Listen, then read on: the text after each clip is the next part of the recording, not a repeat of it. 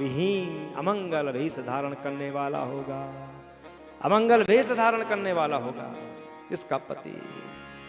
अगुण अमान मातु पितु हीना, अगुण अमान मातु पितु हीना। हे अगुण अमान मातु पितु हीना, अगुण अमान मातु पितु हीना। उदासीन सब संशय छीना, उदासीन सब संशय छीना। अगुण अमान मातु पितु हीना, अगुण अमान मातु पितु हीना। अगुण अमान मातु पितु हीना, अगुण अमान मातु पितु हीना। उदासीन सब संशय छीना, उदासीन सब संशय छीना। हे उदासीन सब संशय हीना, उदासीन सब संशय छीना। शैलराज ऐसा पति होगा इसका। अंदर से मैना जी सुन रहे थे, नारद जी देख रहे हो डंडा, कैसा भाग्य बता रहे हो मेरी बिटिया का तुम। नारद जी ने कहा मैं कौन हूं तो भाग्य बताने वाला, इसके हाथ की रेखा बता रहे जैसा है वैसे तो बोल रहा हूं। मैना जी ने कहा ठीक से पढ़ो मेरी बिटिया का भाग्य, मेरी बेटी तो सुलक्षणा है, शिक्षित है, ज्ञानवान है, और तुम कह रहे हो कि शमशान में रहने वाला, न माँ का पता न पिता का पता, ऐसा कैसा बच्चा है भैया, ऐसा कैसा बच्चा आ गया ये। नारद जी ने कहा मैं वही बोल रहा हूं जो इसके हाथ में है। और भगवती पार्वती जी मुस्कुरा रही हैं। नारद जी के वचन को सुनकर के बहुत प्रसन्न हो रही हैं, मन ही मन में हर्षित हो रही हैं, क्योंकि उनको पता है ऐसे तो मेरे पति के लक्षण हैं।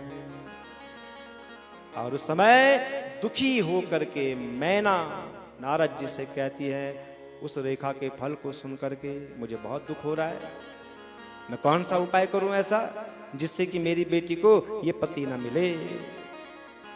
तो नारद जी कहते हैं, हे गिरिराज आप स्नेह पूर्वक सुनिए, मेरी बात को सुनो, मैं झूठ नहीं कह रहा हूं, मैं सच कह रहा हूं, वो झूठ नहीं होगा।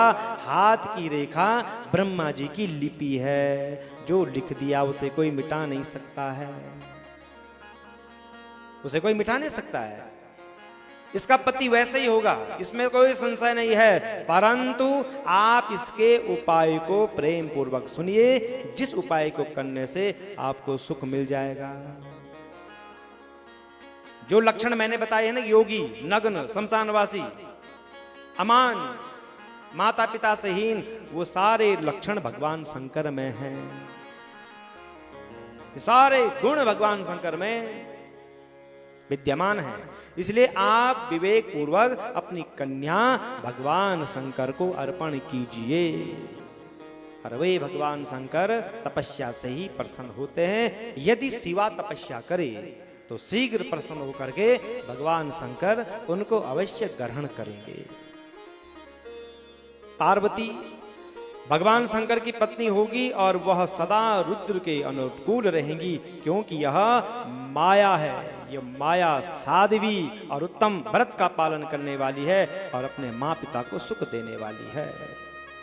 यह तपस्विनी भगवान शंकर के मन को अपने वश में कर लेगी। अरे शैल, जैसा प्रेम इन दोनों का है ना, वैसा प्रेम आगे किसी का भी नहीं होगा। जो प्रेम इन दोनों में था, जो प्रेम इन दोनों में रहेगा, आगे ये किसी में भी नहीं रहेगा। आपकी ये पुत्री तपस्या के प्रभाव से सर्वेश्वर महेश्वर को संतुष्ट करके और उनके शरीर के आगे भाग में अधिकार रूप प्राप्त करेंगी। इस प्रकार से कह करके और भगवती पार्वती को उपदेश दे करके, उनको ज्ञान दे करके और नारद जी वहां से चले जाते हैं। बोलो शंकर भगवान की जय। इस प्रकार मैना जी बहुत दुखी हो रही है जब ये हाथ की रेखा के बारे में सुना। हिमालय की यह लोक पूजित पुत्री पार्वती उनके घर में अब बड़ी हो रही है।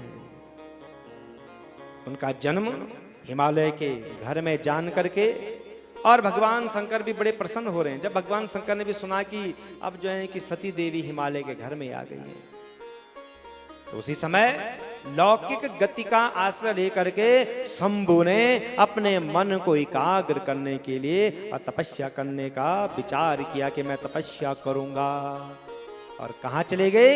हिमालय के गंगावतार नामक शिखर पर, जो यही है, इसी क्षेत्र में है।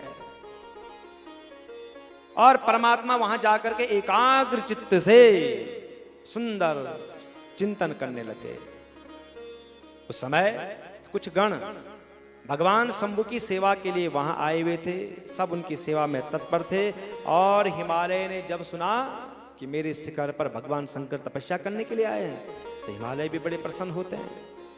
तो हिमालय तुरंत चले जाते हैं भगवान शंकर का दर्शन करने के लिए, और जाते ही भगवान को प्रणाम करते हैं और कहते हैं, देव देव महादेव कपर्दिन शंकर प्रभो त्वय्येव लोकनाथेन पालितम भुवनत्रयम्।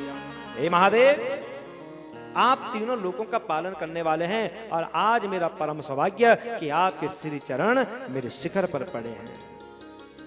हे महेश्वर, मुझे अपना दास समझ करके मुझे आज्ञा दीजिए, मैं आपकी कौन सी सेवा करूं जिससे कि मेरा जन्म भी सफल हो जाए। तो भगवान शंकर कहते हैं, तव पृष्ठे तपस्तुप्तुम रहस्यम महमागता यथा न कोपि निकटम समायातु तथा कुरु। हे शैलराज, मैं आपके शिखर पर तपस्या करना चाहता हूं एकांत में, और मैं यही चाहता हूं कि मेरी तपस्या में विघ्न उत्पन्न हो। इस शिखर पर मेरे सिवा कोई भी नहीं रहना चाहिए, मेरे निकट कोई भी नहीं आए। आप ऐसी व्यवस्था कर दो। आप सबको मना करना है कि उस शिखर पर कोई भी ना जाए। तो हिमालय कहते हैं कि हे जगन्नाथ, मैं आपको आज्ञा देने वाला कौन होता हूं? शिखर आपका है, सृष्टि आपकी, आप कहीं पर भी तपस्या करें, मैं आपका स्वागत करता हूं, आपका पूजन करता हूं। ये मेरे सौभाग्य के लिए बहुत बड़ी बात है कि आपने मेरे शिखर को तपस्या के लिए शुभ स्थान चुना हुआ है। आप जैसी मुझे आज्ञा दे रहे हैं मैं वैसा ही करूंगा। ऐसा कहकर के गिरिराज तुरंत अपने घर में आए और सारे नगरवासियों को ये बता देते हैं कि आज से कोई भी उस पर्वत पर नहीं जाएगा, बिना मेरी आज्ञा के कोई भी नहीं जाएगा। मेरी आज्ञा से आज से गंगावतरण नामक शिखर पर कोई नहीं जाएगा, और अगर कोई भी व्यक्ति वहां गया तो मैं उसे विशेष रूप से दंड दूंगा। इस प्रकार से सारे नगरवासियों को शैलराज समझाते हैं। तदनंतर शैलराज हर्षित होकर के उत्तम फल पुष्प लेकर के और अपनी पुत्री को साथ लेकर के रोज जा रहे हैं। अकेले नहीं जा रहे हैं शैलराज, भगवती पार्वती को भी ले जा रहे हैं भगवान शंकर के समीप। सब फल पुष्प आदि उनके सामने रख करके और शैलराज भगवान शंकर से कहते हैं, भगवस्तनया मे त्वाम सेवितुम चंद्रशेखरम समत्सुका समानीता त्वदाराधन कांक्षया। हे भगवान, ये मेरी पुत्री है,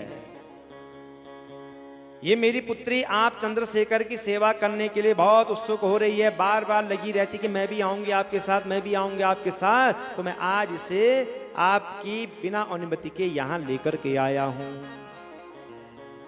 आप इसे आज्ञा दीजिए, क्या सेवा करे आपकी। तब भगवान शंकर ने यौवन की प्रथम अवस्था में वर्तमान पूर्ण चंद्रमा के समान विशाल नेत्र वाली सुंदर भगवती पार्वती को देखा। मुनियों के मन को भी विचलित करने में समर्थ और स्त्रियों में सर्वश्रेष्ठ उस कन्या को देखकर भगवान शंकर ने शीघ्र दोनों नेत्र बंद कर दिए और उस परम तत्व का ध्यान करने लग गए।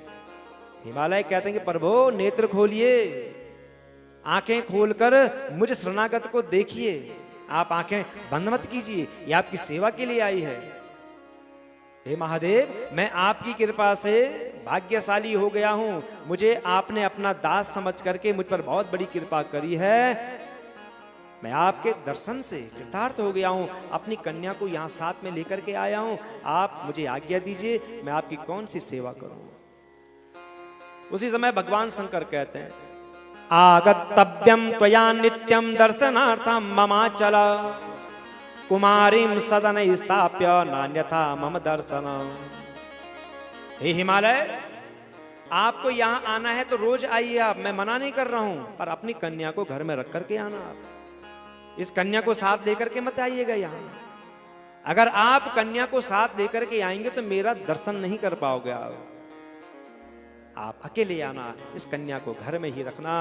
हिमालय कहते हैं कि इस कन्या के साथ आपके दर्शन के लिए किस कारण से मुझे नहीं आना चाहिए, ये बात तो बताइए आप मुझे।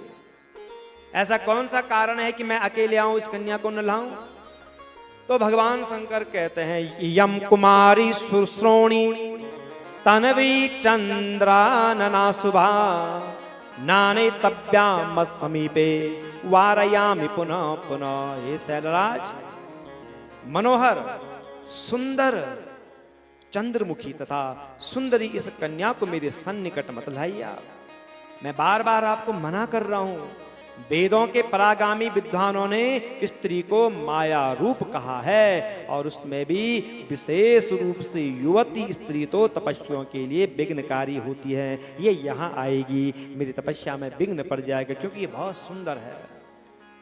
हे पर्वत, उनके संग से शीघ्र ही विषय वासना उत्पन्न हो जाती है, वैराग्य नष्ट हो जाता है, और उससे श्रेष्ठ तपस्या नष्ट हो जाती है। इसलिए मैं आपसे प्रार्थना कर रहा हूं, अपनी कन्या को आप घर ही रखना, क्योंकि आपकी कन्या बहुत सुंदर है।